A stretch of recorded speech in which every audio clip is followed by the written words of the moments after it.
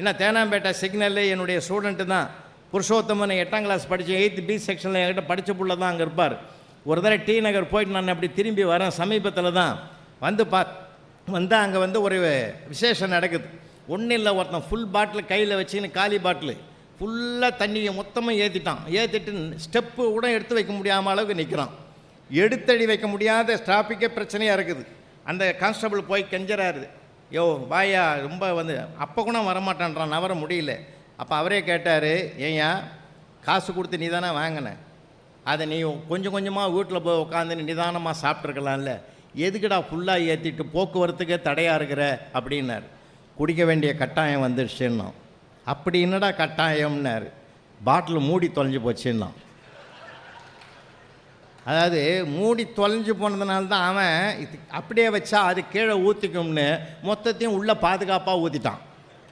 இப்போ மூடி தொலைஞ்சு போனது நமக்கு சின்ன காரணம் சார், ஆனால் அவனுக்கு அது பெரிய காரணம்.